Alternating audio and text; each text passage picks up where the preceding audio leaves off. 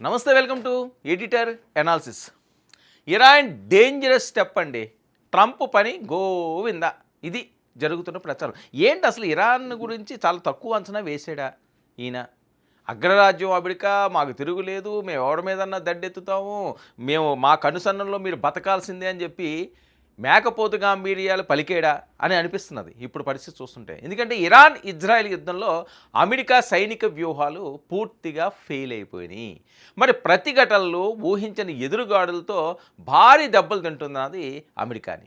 2 వారాలైనా Iran లొంగకపోవడంపై America వాళ్ళకి అంతు చిక్కట్లేదు, దీన్ని ఏ రకంగా లొంగ తీసుకోవాలని. మరి అదృశ్య సైన్యం అడ్డు తగులుతుండడంతో దెబ్బలు తిన్న పెంటగాన్కు వణికిపోయే షాకింగ్ న్యూస్లు ఎన్నెన్నో.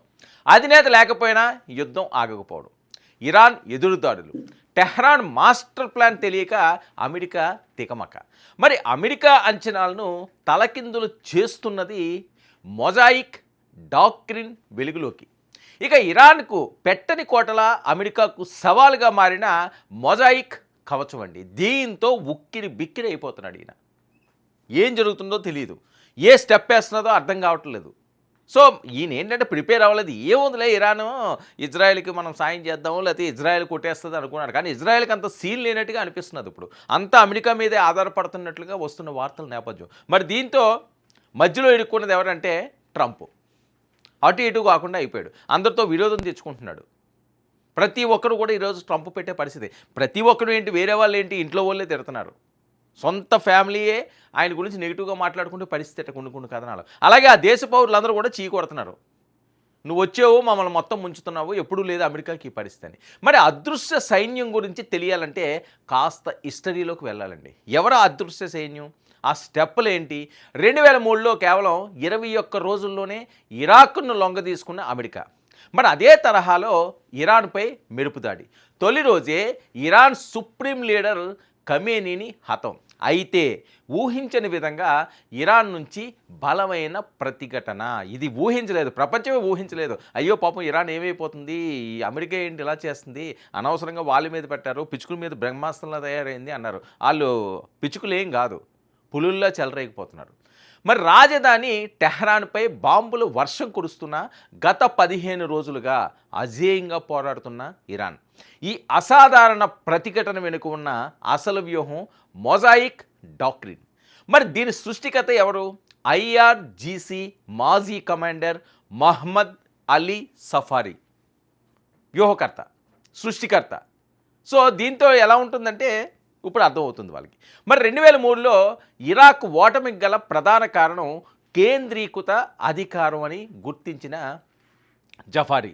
మరి ఇరాన్ కోసం సరికొత్త రక్షణ వ్యవస్థను ఆయన ఇప్పుడు రూపొందించాడు. ఆ జరిగిన తప్పు ఇప్పుడు జరగకూడదని. మరి సద్దాం హుస్సేన్ హతమవ్వగానే ఇరాక్ సైన్యం చెల్లాచెదురు. కానీ ఇరాన్ ఇంకా పోరాడుతుంది, తామేటో నిరూపిస్తామంటున్నది, వచ్చి క్షమాపణ చెప్పు అంటుంది. అమెరికాకి షరతులు విధిస్తున్నారండి. ఇంకెంతకంటే ఇంకేం చెప్పాలి అంటే వాళ్ళ గుండె ధైర్యం, ఎంత ధైర్యంతో ఉన్నారో వాళ్ళు. ఏదో ఒకటి తేల్చుకుందాం అనుకుంటున్నారు. ఎందుకంటే ఇరాన్ తన సైన్యాన్ని 31వ స్వతంత్ర విభాగాలుగా విభజించి డీసెంట్రలైజ్ చేసిందండి. 31 విభాగాలు చేసిందట. తమ దగ్గర ఉన్న ఆ సైనికుల్ని అక్కడ ఏ రకంగా, ఏ ప్రాంతంలో ఎలా మోహరించాలి, ఏం చేయాలన్నది.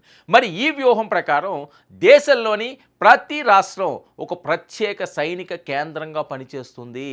హెడ్ ఆఫీసు ధ్వంసమైనా సరే ఎవరికి వారు స్వతంత్రంగా నిర్ణయాలు తీసుకుని యుద్ధం చేస్తారు. ప్రతి విభాగానికి సొంత ఆయుధగారాలు, డ్రోన్ వ్యవస్థలు, క్షిపణి నిధులు. మరి ఈ వ్యవస్థ ఇరాన్ను పట్టుపట్టాలన్న అమెరికా ప్లాన్లన్నీ కూడా తలకిందులు చేస్తున్నది, తారుమారు చేస్తున్నాయి. మరి రాజధానిపై బాంబులు వేసిన మా యుద్ధ సామర్థ్యం తగ్గదు అన్న ఇరాన్ విదేశాంగ మంత్రి అబ్బాస్ అరాగ్జీ వార్నింగ్ వెనుకున్న ధైర్యం ఏంటంటే ఈ మొజాయిక్ డిఫెన్సే.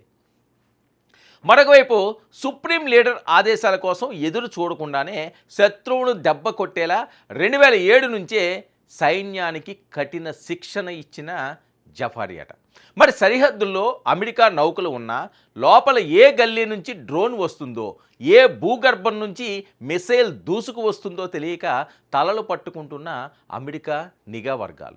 మరి అమెరికాకు ఇరాన్ ఒక్క అంతు చిక్కని పజిల్లా మారడానికి కారణం జఫారీ నిర్మించిన ఈ హ్యూమన్ అండ్ మిలిటరీ గ్రిడ్. ఆయుధాల కంటే వ్యూహాల బలమే గొప్పదని నిరూపిస్తూ ఇరాన్ను లొంగదీసుకోవడం అసాధ్యమనే సంకేతాలను ప్రపంచానికి చాటుతుంది ఈ డాక్ట్రినే. ఈ మొత్తం నేపథ్యం చూస్తే అమెరికా పని అయిపోయింది. తోక ముడిచి యూటర్ను చేయాల్సిందే ట్రంప్. లేదు ఇంకా మేము ఏదో చేస్తాము అని చెప్పి ప్రగల్భాలు పడికి ఇరాన్లోకి చొచ్చుకెళ్ళే ప్రయత్నం చేస్తున్నదో.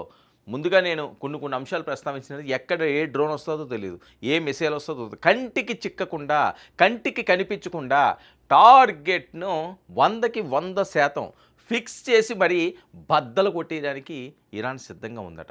మరి ఈ నేపథ్యంలో వాళ్ళకి చాలా అండదండలు వస్తున్నాయి. ఓ పక్క రష్యా వస్తుంది, మరో పక్క చైనా మేము ఉన్నామంటున్నది, మరో పక్క ఉత్తర కొరియా అంటున్నారు. ఈ దేశాలన్నీ కూడా ఇరాన్కి మేము అండగా ఉంటామని భరోసా ఇవ్వడంతో మరింత చెలరేగిపోతున్న ఇరాన్, అనవసరంగా మనం ఇందులో దూరి మొత్తం మునుగుతున్నావురా అని చెప్పి ట్రంప్ ఆవేదన. అసలు ట్రంప్ సీటు ఉంటుందా ఊడుతుందో కూడా తెలియని పరిస్థితుల్లో ఉన్నది. అంత వ్యతిరేకత మూట కట్టుకుంటున్నారు అమెరికా అగ్రరాజ్య అధ్యక్షుడు. మరి ఈ డేంజరస్ స్టెప్ ట్రంప్ని గట్టెక్కిస్తుందా, లేకపోతే ట్రంప్ని ఇంకా ముంచుతుందా చూడాలి.